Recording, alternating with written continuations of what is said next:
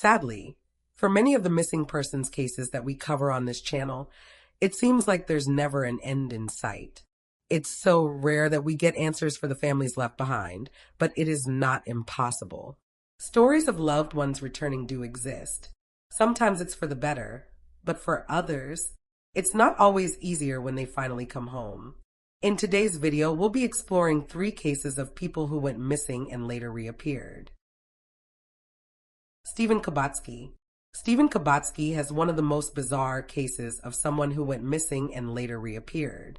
In 1978, Stephen was 23 years old and studying German at a small, private Christian university. At the time he went missing, he was not known to be upset, depressed, or stressed with anything going on in his life. He was a smart, capable young man who had everything going for him, including a job with a newspaper lined up after he graduated. He had no complications in his love life, and reportedly, his father had intentions of signing his house over to his son. On February 20th, 1978, Stephen went missing from an area in Michigan known as the Lake Michigan Triangle. The triangle has been associated with various peculiar events over the years, beginning in 1891. And for a short time, it was thought that Stephen's case was linked with this mystery. Stephen had plans to go skiing that afternoon, but he never made it back home. A day after he was due to return, his family notified authorities that the young man was missing. Search teams were swiftly dispatched and authorities wasted no time in launching an investigation. Stephen's skis and poles were located on the shore of Lake Michigan, and footprints were found on the ice leading towards the lake. A group of snowboarders uncovered his backpack, which contained a dentist's bill, allowing them to identify to whom it belonged.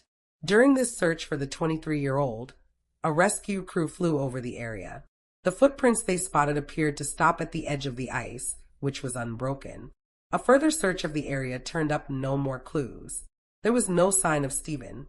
For over a year, it was assumed by law enforcement that the young man had fallen and drowned in the lake.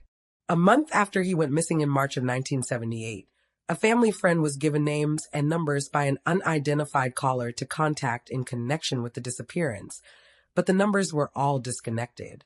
Stephen's mother later found out that Stephen had called from one of the numbers before, 6 months prior, but she didn't know who or where the number belonged to. While police traced the previous number, they were never publicly named, and their name never came up when the police files were later looked over by journalists, suggesting that perhaps this person was ultimately ruled out of investigation. Detectives working the case even went so far as to send Stephen's dental records to Chicago to see if the 23-year-old had become a victim of the serial killer, John Wayne Gacy. 15 months after Stephen's disappearance, on May 5th, 1979, he appeared at his father's door. His father, a 53-year-old retired factory worker, was overjoyed that his son had finally come home. But naturally, he was confused. However, Stephen appeared even more confused when he found out that he had been missing for so long. According to his own accounts, the young man had woken up in Pittsfield, 700 miles from Michigan and 40 miles from his father's home. He was lying in a meadow, and when he woke, he was wearing clothing that did not belong to him. Next to him, Stephen had found a small satchel. There were maps inside that he didn't recognize as being his. He also found hitchhiking signs that suggested he'd been to Utah, Chicago, San Francisco, and Sacramento. There was $40 in cash and a new pair of glasses. When asked about what happened, Stephen suggested that perhaps he'd suffered a combination of exhaustion and a loss of body heat like mountain climbers do. He knew this from experience, as he'd previously climbed mountains in Europe. This combination can result in a temporary loss of memory. He also added that he had vague feelings and a new pair of running shoes, saying, quote, "I feel like I've done a lot of running. I have also a marathon t-shirt from Wisconsin. I don't know how I got it." Stephen's name was not registered as being entered into the marathon that occurred in Wisconsin of that year, 1978. Upon his return, reporters repeatedly asked Stephen if he would speak to a professional, but he told them he didn't need to because he didn't have any psychological problems and had nothing to say about the 15 months that he was missing. Sometime after 1983, Stephen gained a master's degree in linguistics and a PhD in clinical psychology. He did not take the newspaper job he'd originally had lined up and had received the bachelor's degree in absentia from Hope College the year he went missing. Overall, Stephen Kabatsky is a very accomplished individual, but still will not elaborate on the 15 months he went missing. Even his ex-wife refused to give newspapers any information that she might have. Without answers, of course, people speculate. Many have wondered whether Stephen suffered from a fugue state, which is a dissociative disorder and a rare psychiatric disorder characterized by reversible amnesia for personal identity, including things like memories and characteristics of individuality. It can last days, months, or even longer. Stephen was described by those who knew him as, quote, a little more free-spirited than the average student, which has led other online sleuths to speculate that Stephen left of his own volition, with some suggesting he ended up in a cult, embarrassed by where he'd been or perhaps not wishing to stir up trouble with the group he'd escaped from. Others have suggested that he simply wanted a break and felt like the only way he could go about it was to drop off the map entirely. Whatever happened to Stephen Kabatsky for those lost 15 months? It seems that we will simply never know. William Bates. William Horatio Bates was born December 23, 1860 in Newark, New Jersey. He graduated from Cornell University in 1881 and received his medical degree from Columbia University's College of Physicians and Surgeons in 1885. He was frequently consulted in unusual cases, although he specialized in eye care. William was renowned in his field for his approach to correcting vision disorders, which he based on psychological principles unusual for the time. That said, just because he was renowned did not mean that he was revered by his fellow professionals, but we will touch on this later. Just hours before William went missing on August 30th, 1902, he wrote a hurried letter to his wife, Ada, who was out of town visiting her mother. The letter explained that he had been called out of town for work and that he would write her the details later. He also mentioned being excited about the money he'd earned from this, which is often seen as an odd detail considering the 42-year-old was a wealthy and influential man anyway. However, William did not write to his wife later as promised. He didn't come home either, and in his original letter, he had never stated where he was going. After several days, Ada began to ask her friends and family, who spanned across the U.S. and Europe, whether they'd seen or heard from her husband. William was a prominent figure amongst the Masons, and so Ada enlisted the help from the Masonic Society to locate her husband. His picture was widely circulated. Eventually, a letter arrived from the United Kingdom. A man fitting William's description was found working as a medical assistant at Charing Cross Hospital in London. He had initially been admitted as a patient and was said to have looked haggard, thin, and his eyes were deeply sunken.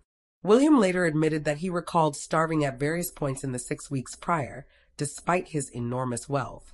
Ada boarded the next boat for England, but when she arrived, she was devastated to find that William didn't recognize her. He had no recollection of his life before London. He was, however, coaxed into spending some time with her. And as the days wore on, he began to vaguely remember that he had been called away to board a ship and perform surgery. Ada had every intention of staying in London with him until he recovered. But 2 days later, William left the hotel and she never saw him again. She continued to search for him, never losing hope, but died before she could locate her husband in 1907. When William was found again, it was in Grand Forks, North Dakota. In 1910, another doctor and good friend of William's passed through and at some point bumped into and recognized him. The now 50-year-old had set up a small practice in the town, but his friend managed to persuade him to return to New York, where the two friends set up their own practice together. William never recovered his memories. He went on to serve as an attending physician at Harlem Hospital, and eventually he married again. In 1917, he debuted the Bates system of exercises in a magazine run by a, quote, notorious health quack. The article went down well and boosted magazine subscriptions. In 1920, he published a book made up of bizarre misinformation and exaggeration. His new cure-all concepts were at odds with everything he had been taught and learned in the last several decades of his practice. His new methods saw him revered by the public, but put him at odds with his colleagues. William Bates died on July 10th, 1931, aged 70, and it's unknown what exactly caused his loss of memory. His New York Times obituary said that he suffered a strange form of aphasia, but this is a disorder that primarily limits one's communication abilities rather than wiping out one's entire memory. Some have speculated that he suffered from retrograde amnesia, while others have wondered if he was the victim of a dissociative fugue, which occurs in roughly 0.2% of the population. Many others, however, have suggested that he perhaps walked away from his old life of his own volition. Perhaps he was in debt or grew tired of his life and marriage. Whatever the explanation, the life and story of William Bates is one of the most bizarre and curious cases of the late 19th century. John Darwin. John Darwin was born August 14th, 1950 in Hartlepool County, Durham. He married Anne Stevenson in December of 1973. After their wedding, John went on to teach maths and science at a local school for 8 years before switching to a job at Barclays and then getting employment as a prison officer, and worked as a receptionist at a doctor's office, and the couple also had a joint business where they rented out bedsits in the County Durham area. However, things for the couple took a turn for the worse in 2000, when they ran into debt after purchasing 2 houses. These purchases racked up tens of thousands of pounds in debt. John was last seen paddling out to sea in his kayak on March 21, 2002, at a small seaside resort in the borough of Hartlepool. After he failed to turn up to work that day, a missing persons report was filed for him, and a large-scale sea search was launched for the missing 52-year-old. 62 miles of coastline was searched, but turned up no sign of John, but for his double-ended paddle. The next day, on March 22nd, his kayak was retrieved. The sea had been unusually calm over the last day, leaving rescuers puzzled as to how he could possibly have gotten into trouble. But John had not fallen victim to the sea. In fact, during the first few years that he was missing, he lived next to the family home in one of the bedsits.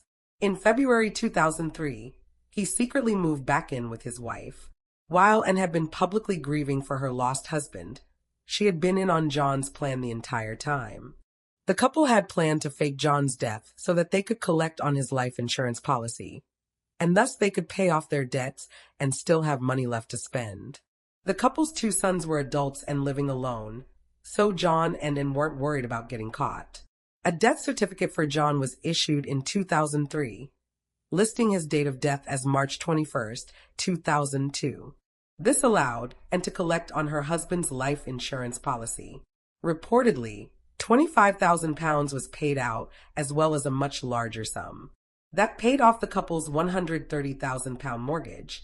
Meanwhile, at some point in 2003, one of the tenants of the bedsits saw John, but said he didn't tell police because he, quote, didn't want to get involved. In 2004, Anne and John considered moving abroad and had their sights set on Cyprus. They visited in November of that year to look at a property. John had applied for a passport under a false name, John Jones, but used his real address. He later went abroad again to look at buying a £45,000 boat at some point that year. In 2006, the couple began to consider buying a property in Panama rather than Cyprus. They flew to the country in July and were photographed by a Panamanian property agent. This photo was posted online, though it was not discovered for quite some time. The following year, in March 2007, Anne and John formed Jaguar Properties and bought a 2-bedroom apartment in El Dorado for £50,000. Proceeds for this came from the sale of the bed set they had next to their home in the UK. A month later, Anne returned alone to England to sell the family home. And in May, they bought a £200,000 tropical estate near the Panama Canal with the intention of building a hotel. Police launched an investigation into Anne and her husband's death in September of 2007, when a colleague overheard a phone call between the couple. A month later, the family home sold for £295,000 and left for Panama. However, a change in Panama's visa laws caused John to email his wife on June 14, 2007. Passports and IDs now had to be verified by UK police in order for British citizens to get Panama investors' visas.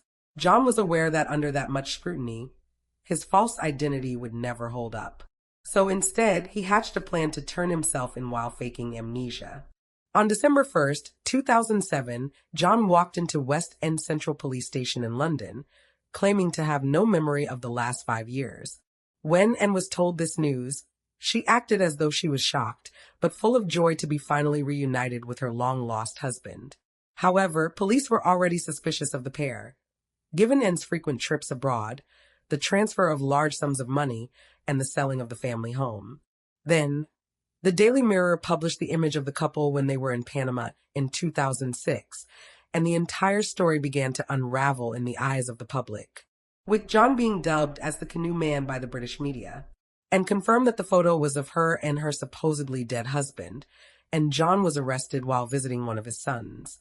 More damning evidence surfaced when police found the passport of John Jones and that John had made several trips abroad while using this false passport. Prior to the story unfolding, John's sons had been ecstatic to find their father alive. But after the scam came to light, they expressed their disapproval and publicly announced that they wished to have no further contact with either of their parents. In 2008, and John Darwin were convicted of fraud. John faced additional charges relating to his fake passport. In the end, and was sentenced to 6 years and 6 months, while John was sentenced to 6 years and 3 months. Both appealed these sentences, and both were rejected. The couple were released on probation in 2011, and all their properties and assets were seized, so they could repay what they owed. Following their release from prison, N and John divorced. Reportedly, John had written to another woman while they were in jail, boasting of his, quote, high sex drive and claiming that he was leaving his wife. Upon hearing this, N severed ties with her husband. In February 2015, John, 64 years old, married a Filipino woman in her 30s. That same year, was known to be working with the RSPCA, living a quiet, honest life. She has since repaired her relationship with her 2 sons, though it is unclear as to whether the pair ever forgave their father for faking his own death. And there you have the facts. Please leave a comment down below with your own thoughts, theories, and speculations. And remember to like this video and subscribe to support the channel. If you're looking for more voices in panic content, which you will find linked down below. Thank you for watching. Stay alert, stay safe, and I'll see you next time.